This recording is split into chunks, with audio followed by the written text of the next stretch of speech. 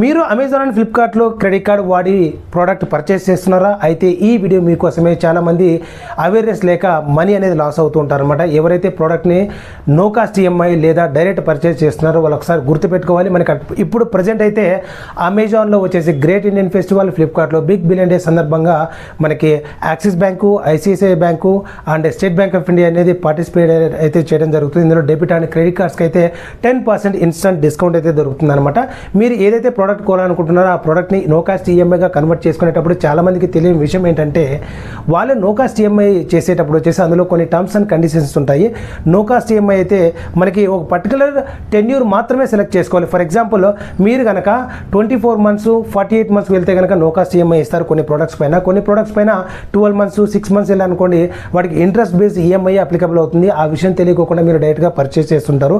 లేదు మీకు no cost EMI applicable అవుతుంది అంటే కనుక మీరు ఒకసారి ఆ బ్రేకప్ అనేది చెక్ చేసుకోండి. అక్కడ క్లియర్గా మెన్షన్ చేస్తుంటారు మనకి interest applicable as per the bank charges అని చెప్పేసి ఉంటుందన్నమాట. ఫర్ ఎగ్జాంపుల్ మీరు ఒక 50,000 ఉన్నటువంటి ప్రోడక్ట్ కొనాలనుకోండి, ఆ 50,000 ఉన్నటువంటి ప్రోడక్ట్లో మీకు 10% ఇన్స్టెంట్ డిస్కౌంట్ అంటే కనుక మీకు 5,000 ఇన్స్టెంట్ డిస్కౌంట్ రాదండి. అందులో ఖచ్చితంగా ఒక క్యాపింగ్ అయితే ఉంటుందన్నమాట. 1,000 రూపీస్ మ్యాక్సిమం క్యాపింగ్, లేదంటే ఈ ప్రోడక్ట్ పైన అప్ టు 1,500 మ్యాక్సిమం క్యాపింగ్ అని చెప్పేసి పెట్టడం జరుగుతుంది. దాంతోపాటు మీరు ఎప్పుడైతే నో కాస్ట్ ఈఎంఐ అనేది అప్లై చేస్తారో ఆ నో కాస్ట్ ఈఎంఐ అప్లై చేసినప్పుడు ఏదైతే actual cost of the product ఉందో ఆ ప్రోడక్ట్ని ఖచ్చితంగా రెడ్యూస్ చేసి దానికి కొద్దిగా ఇంట్రెస్ట్ యాడ్ చేసి టోటల్ ఓవరాల్ టెన్యూర్లో మీరు పే చేసేటువంటి అమౌంట్ ప్రిన్సిపల్ అమౌంట్ వచ్చేటట్టు విధంగా చూసుకుంటారన్నమాట.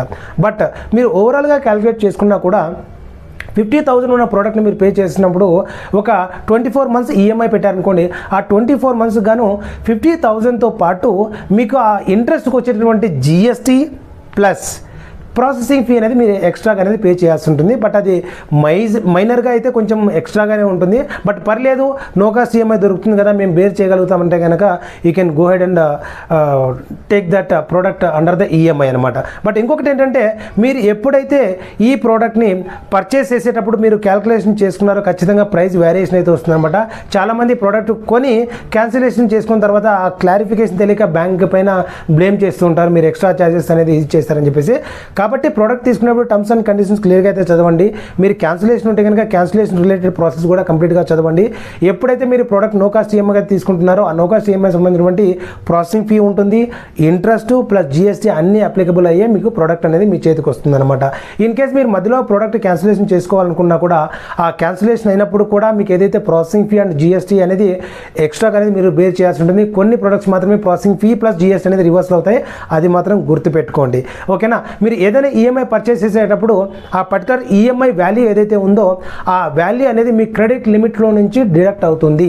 ఫర్ ఎగ్జాంపుల్ నాకు ఒక ప్రోడక్ట్ నా దగ్గర ఉన్నటువంటి క్రెడిట్ కార్డ్ యొక్క లిమిట్ 1 lakh అనుకుంటే నేను ఒక 50,000 కనుక ప్రోడక్ట్ నేను పర్చేస్ చేస్తే కనుక ఈఎంఐ ఒక 6,000 అనుకుంటే 6,000 మీ క్రెడిట్ లిమిట్ డిక్రీజ్ అవుతుంది. కంప్లీట్గా 50,000 అనేది మీ క్రెడిట్ లిమిట్లో నుంచి డిక్రీజ్ అయ్యేసి అడిషనల్గా వెళ్ళేసి ఈఎంఐ అనేది కన్వర్ట్ అవుతుంది అనమాట. సో రిమైనింగ్ 50,000 మాత్రమే మీకు అవైలబుల్ క్రెడిట్ లిమిట్ ఉంటుంది, అది కూడా గుర్తుపెట్టుకోవాలి. చాలామంది నాకున్నటువంటి 50,000 లిమిట్లో ఆల్రెడీ 20,000 యూస్ చేసి అంటే 30,000 ఉంది, నేను వెళ్ళి 50,000 ప్రోడక్ట్ కొంటున్నాను ఎందుకంటే ఈఎంఐ 6,000 కదా అని చెప్పి చాలామంది అనుకుంటుంటారు. అలాంటి వాళ్ళు వచ్చేసి జాగ్రత్తగా ఉండాలి. మీకు ఏదైతే అవైలబుల్ క్రెడిట్ లిమిట్ ఉందో ఆ క్రెడిట్ లిమిట్ అనేది equals to the product value ఉండాలి, అప్పుడే మీకు ప్రోడక్ట్ అనేది పర్చేస్ చేయగలుగుతారు అనమాట. చాలామందికి వీడియో యూజ్ఫుల్ అవుతుంది అనుకుంటున్నాను. టర్మ్స్ అండ్ కండిషన్స్ అనేది చెక్ చేసుకోండి. ఏ ప్రోడక్ట్ పర్చేస్ చేస్తున్నాము, దానికి ఏ బ్యాంక్ పైన మనకు ఆఫర్ అనేది అప్లికబుల్ అవుతుంది, నో కాస్ట్ ఈఎంఐ ఎంత టెన్యూర్కి ఉంది, వీటిని చాలా చెక్ చేసుకొని ప్రోడక్ట్ అనేది పర్చేస్ చేసుకోవడం చాలా ఇంపార్టెంట్ అనమాట. క్రెడిట్ కార్డ్ సంబంధించిన బోర్డ్ అనే ఇన్ఫర్మేషన్ మన ఛానల్లో ఆల్రెడీ ఉంది, వెళ్ళి చూసి వాచ్ చేసి నాలెడ్జ్ అయితే గెయిన్ చేసుకోండి. వీడియో నచ్చితే ఒక లైక్ అయితే చేయండి. ఏమైనా డౌట్స్ ఉంటే కామెంట్ సెక్షన్లో కామెంట్ చేయండి, పర్సనల్గా మీకు రిప్లై అయితే ఇస్తాను. మరిన్ని అప్డేట్స్ కోసం మిస్ అవ్వకుండా ఛానల్కి సబ్స్క్రైబ్ అవ్వండి. See you next video. Till then take care, by.